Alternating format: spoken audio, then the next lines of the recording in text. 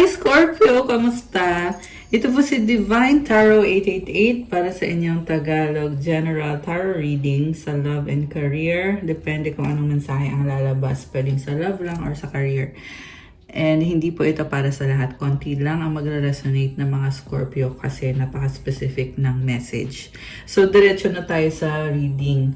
Nakapag-ready na ako ng cards at excited ako kasi sa mga nakita kong cards dito. Okay, I know na-miss niyo ako guys. Kumusta kayo? Comment present para lang kung nanonood kayo. Okay. So, Scorpio, pinakaunang card na lumabas dito is the Emperor. So, I see someone, yeah, this is the divine masculine energy, pero nakikita din kita, Scorpio, you are strong, you are a creator, walang gender dito, pwede to sa lalaki o sa babae, pero yung attitude mo dito is, you are being responsible sa sarili mong buhay, gagawin mo lahat o ginagawa mo lahat, kasi nakikita mo yung mga possibilities, para ka nagiging masculine ka dito. Again, babae ka man o lalaki, yung energy mo kasi is very masculine na kumbaga, ikaw yung gagawa ng lahat. Aakuin mo yung responsibilidad. Yung iba sa inyo, meron na kayong partner, ikinasal na. Yung iba, maa-attract nyo pa lang itong love connection na nakikita ko dito. And this is a strong soulmate or twin flame connection. Kasi, yung next na card natin dito, we have the Lovers, Ace of Cups, and the Empress. So, definitely, this is a divine counterpart union. And, like I said, hindi to sa lahat magre-resonate, okay? Pero ang nakikita ko dito, you are going to have a union with this person, the Lovers. Okay? Lover mo siya, okay. Mahal yung isa't isa, nagkaroon kayo ng relationship or magkakaroon pa lang. And pwede itong nangyari na sa past. Remember, pwede itong nangyari sa past, nangyayari sa current, or mangyayari sa near future. Pwede nga yung iba sa inyo, sa past life nyo ito nangyari at matatagpuan nyo ngayon itong taong to na nakatadhana para sa'yo na makilala mo siya ngayon. Okay? And ang nafe-feel ko dito, sa totoo lang, nafe-feel ko na magkakatuluyan kayo nitong taong to. So, very strong message, hindi sa lahat magre-resonate. I see someone na very religious and spiritual. Okay, this is, may maturity na siya eh. So, pwedeng may edad siya sa'yo ng konti. Strong and confident siya sa sarili, matapang siya. At may mga, kita mo yung malalaking rocks. So, those are the challenges na kinakaharap nitong si the Emperor. And next card is the Ace of Cups, which symbolizes new beginning. I also see hope for you, and I'm hearing kasi peace eh. So siguro nafe-feel mo dito sa taong to at peace ka, very peaceful ka, masaya ka, kontento, and you are in alignment. So ibig sabihin nasa tamang tao ka. Okay? So huwag kayong magalit sa akin, baka mamaya sabihin nyo na wala ka pang person or ano, kasi nga very specific nga kasi nang nasagap nating message. So pwede kasing hindi para sa'yo yung message. Pero, kung kanino man to nagre-resonate, ang nangyayari dito is, itong taong to na magkakaroon ng connection sa inyo, this person brings you a lot of peace and contentment, satisfaction sa buhay. Also, this union is divided by the angels. Ay, kita mo itong ibon dito, yung wings niya is like wings of an angel. Oh! Yeah, naka-angel wings din pala ako na ring. Ayan, oh. Pati yung tattoo ko. Ngayon ko lang, parang napansin ko lang. So, definitely, may mga angels sa paligid mo at sa paligid nitong taong to na umuugnay sa inyong dalawa. Kaya magkakaroon ng union, magkakaroon ng reconnection. Ang nafe-feel ko kasi dito, matagal kayong naghiwalay. Okay? Matagal kayong naghiwalay, you will unite and you will build a life together. Andito si Seven of Pentacles. Pwede din makikilala mo itong taong to sa panahon na sobra kang busy sa pag-build ng kapirahan mo. Kasi tingnan mo, may nagtatanim dito guys. So, you are building yourself from the ground on the way up. Yan yung naririnig ko eh. So, ibig sabihin, you're starting from scratch. Sa time na walang-wala ka, yung feeling mo na you only have yourself, walang tumutulong sa'yo, or kung meron man, pinapakita kasi dito na ikaw mismo yung kailangan magtrabaho, ikaw mismo kailangan mong tulungan ang sarili mo, magsikap, magtiyaga, sipag at tiyaga. Yan yung narinig ko, guys. Okay. And then, with this Empress, di ba sabi sa iyo eh, this is a divine union. Kasi pag lagay ko ng cards, ito yung mga lumabas, guys, na cards. So, si Empress andito. And this is a match made in heaven, definitely. Marami dito ay mag-twin flame kayo nitong person na to. And with the lovers, ito na nga, twin, pinagtagpo. At yes, sabi ko nga, makakatuluyan mo itong taong to. At least yung nasagap natin dito sa reading. And nakikita ko sa aura mo dito, yung feminine ha, nakikita ko yung aura ng feminine, napakagaan ng pakiramdam. There's so much attraction and passion. Kasi, ito, meron kasi iba na hindi pa talaga alam yung concept ng twin flame, okay? Yung twin flame kasi guys, yan yung better half ng soul mo. Better half talaga yung nasabi ko eh. Pero kahati yan ng soul mo. Kasi meron tayong masculine tsaka feminine na counterpart, di ba? And itong kahati ng soul mo na ito, or yung twin mo, inuugnay kayo ngayon. Ayan, ng universe. So much attraction. Ganun yung energy ng twin flame nga pala. I was talking about twin flame. Kahati mo siya at matatagpuan mo ngayon sa lifetime na ito, itong twin flame na to. This is a very rare event kasi hindi lahat ng tao nakikilala yung twin flame nila. Hindi lahat ng tao ay nasa earth din yung twin flame nila. Kasi kahit na sabihin natin, oo, kahati mo nga siya sa soul, pero may iba ng destiny yung twin mo, ikaw iba ka rin. So, free will nyo yon kung magtatagpo ba kayo o hindi. So, hindi natin alam, iba-iba din yung kwento ng bawat tao, guys. Pero what's definite here is that meron dito na magtatagpo or magkakaroon ng union sa inyo. Grabe, hindi ko in-expect tong ganitong reading. Pero ang nakakatuwa kasi dito sa energy na to is parang hindi nyo minadali eh. Kasi very practical ng energy. So sabi ko nga, wala kang kaalam-alam, wala kang kamalay-malay na ito na pala yun, siya na pala yun. And nasa point ka na parang feeling mo mag-isa ka. So that is also the time na andyan yung mga angels mo kasi mag-isa ka. At maybe some of you are being called na iwanan mo muna, let go mo muna yung ibang mga tao sa paligid mo. Kaya ka ngayon, lumevel up yung energy mo. Naging empress ka, naging emperor. Ibig sabihin, you have freed yourself from attachment. Which is a very wonderful thing. Plus, andito yung lovers. Si the lovers kasi is very pure, very innocent. And this is also a decision na kailangan mong gawin. So, kung nagkaroon man kayo ng ibang karelasyon or yung person mo dito, yung nagkaroon ng iba, merong decision na bitawan yung other connection na yon. At yun yung dahilan kung bakit kayo magre-reconnect. Okay, grabe. Napaka-intense. Ayan o, Empress. So, may nakikita ko ditong buntis din, guys. So, pwedeng mangyari yan in the near future na you will get pregnant with this emperor.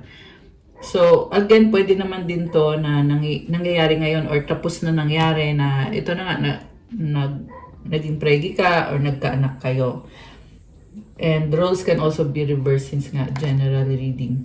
Pero Scorpio, this is a very beautiful message for you today. Kaya grabe, sobrang overwhelming. May nakikita din ako advice for some of you guys na kailangan mong mag-focus sa trabaho kasi kailangan mo ma-achieve yung plano ni God, mission ni God para sa'yo. Kailangan mong mag-isa. hindi mo yan ma-achieve kapag may mga kasama ka. So, 10,000 and then 10,01 in the numbers on the screen is showing me na you are mirroring with your person na kung kailangan mong mag-isa, ganun din si person mo. Mag-isa din siya. At pareho kayo, you build yourselves. And yun yung dahilan kung bakit nagkakaroon ng healing, nagkakaroon ng blessing. Kasi natututo kang maging independent, maging malaya. You don't rely on anybody.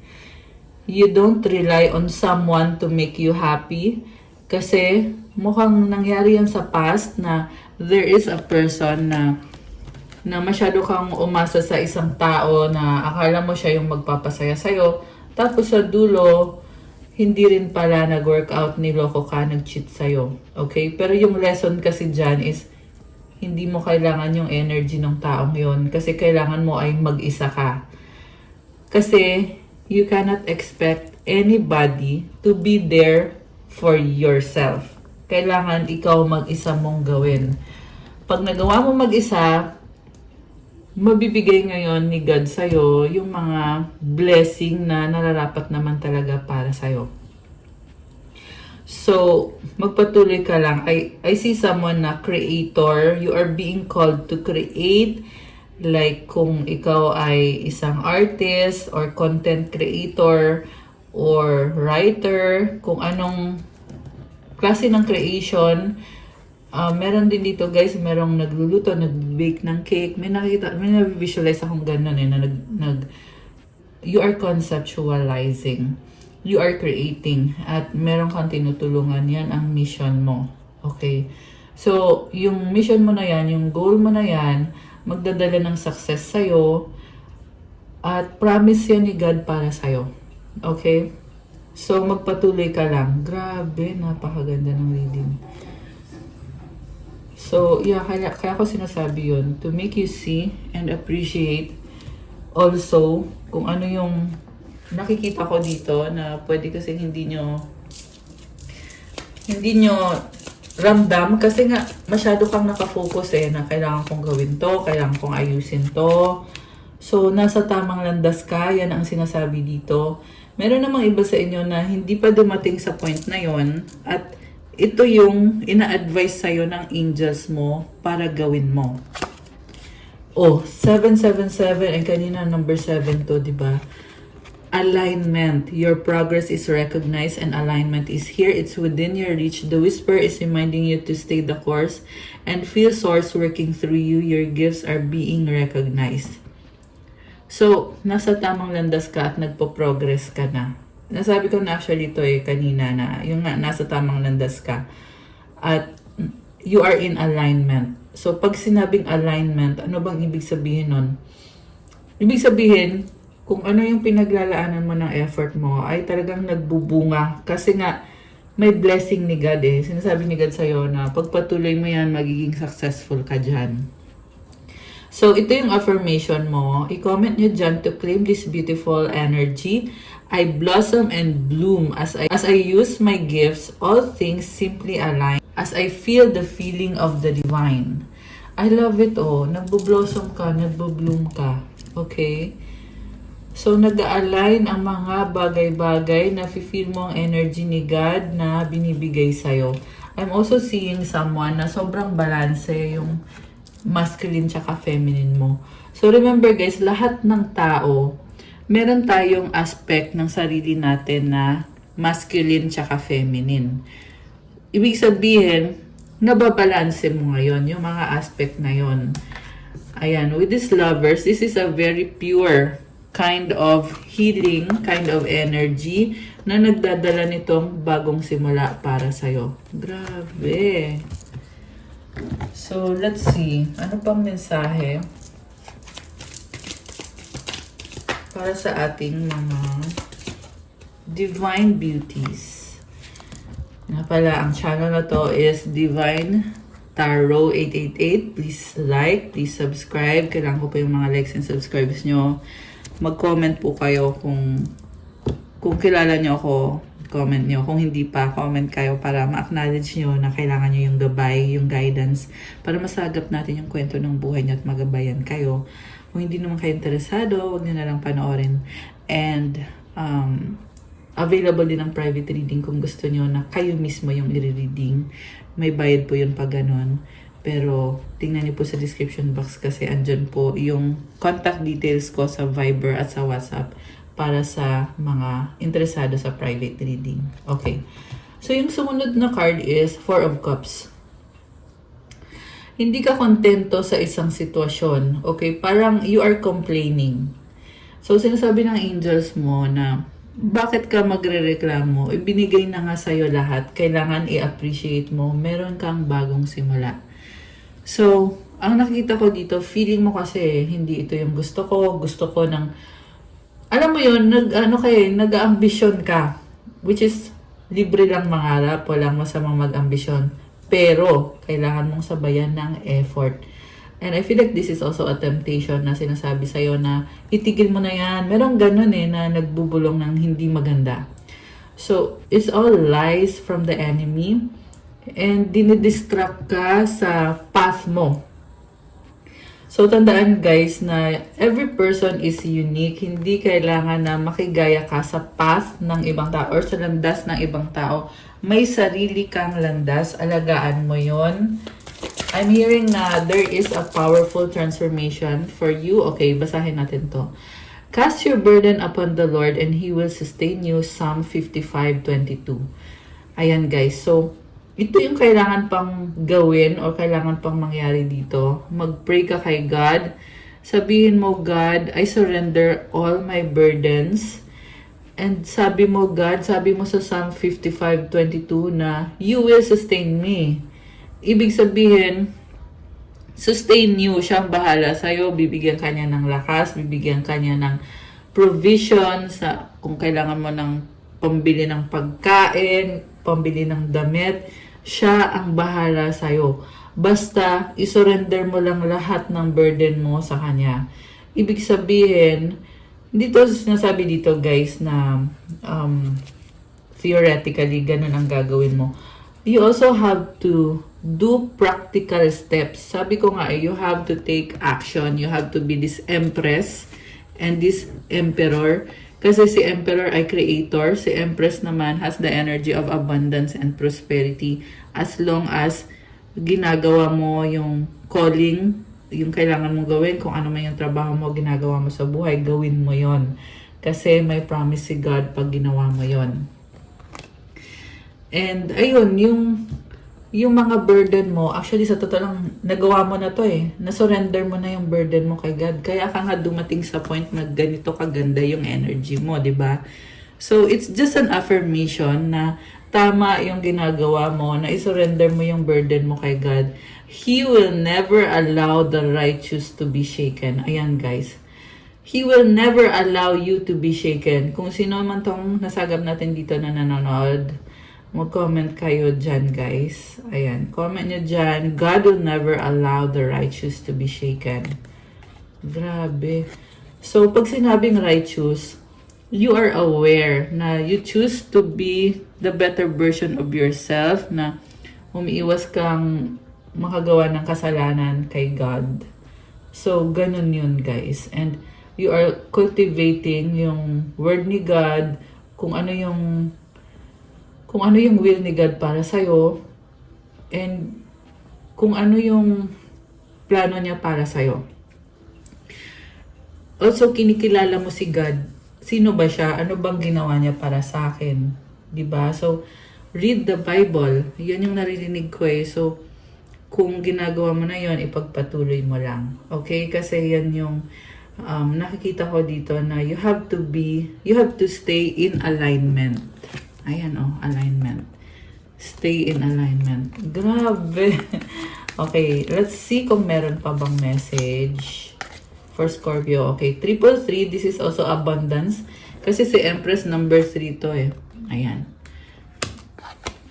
Divine light. Wow! I love this. So you have the divine light with you. Nagdadala ng positivity sa lahat ng aspeto ng buhay mo. Okay, so Meron pa ba para kay Scorpio? Positivity! Oh, kakasabi ko lang positive. Oh, divine timing. Oh my gosh. Meron detox sa bottom of the deck. So, divine timing is telling me na, sinasabi sa'yo na, Scorpio, gawin mo na ngayon. Ngayon na yung timing. Ngayon na yung tamang panahon. Tinan mo. 3333. Tapos meron pa sa ilalim. Ayan, puro number 3. So, baka nga nakikita mo na tong mga numbers na to. Ibig sabihin nito. Oh, 33 ngayon on the screen. On my screen. Number 33 din. So, divine timing. Yung naririnig ko para sa'yo. Ito yon. At also guys, abundance, prosperity, you have to cultivate what you have. Blessed ka na, marami ka ng biyaya. So, wag nang umarte na you want something more. Meron kasi nagre-reklamo dito eh. Kasi sinasabi ni God sa'yo ngayon na tama na yan, yung kakareklamo mo na yan. Kasi it's not a good energy. Kailangan mong mag-detox. Kailangan mong mag-release. Ayan, surrender, di ba? Cast your burden upon the Lord and He will sustain you. Okay, so, any message connected dito sa person? Tingnan natin sa person na kadil ni Scorpio. Connected dito sa person. Tingnan natin. No, it's not the right time. Okay. Merong nag-no. Commitment. Okay. Alam mo kung bakit nag-no? Kasi kailangan mo munang mag-focus. Hindi ka pwedeng maging codependent sa kanya. Yan ang sinasabi sa akin dito. And there is commitment that things are getting serious. Hindi to minamadali. BCB. Ayan, busy-busyhan eh. Bubuyog. Kailangan mo munang magpaka-busy sa sarili mo. Okay, this is your commitment to God and to yourself. And dadating din sa point na mangyayari itong commitment na to, you will be united with your twin flame or your soulmate. Things are getting serious. So, ikaw mismo magugulat ka na hindi mo akalain. Tapos ito, biglang dumating itong connection na to at naging seryoso. So, merong nagsaspy, someone's got their eye on you, you are doing your research. Okay, merong nagsaspy sa'yo na hindi maganda yung energy, pero focus ka lang sa sarili mo, dead ma lang sa kung sino man ang gumagawa ng mga yan, ng mga ganyang klaseng, anyway, hayaan mo yung iba, okay? Surrender everything to God. Ayan, you have a guardian, a lost loved one watches over you.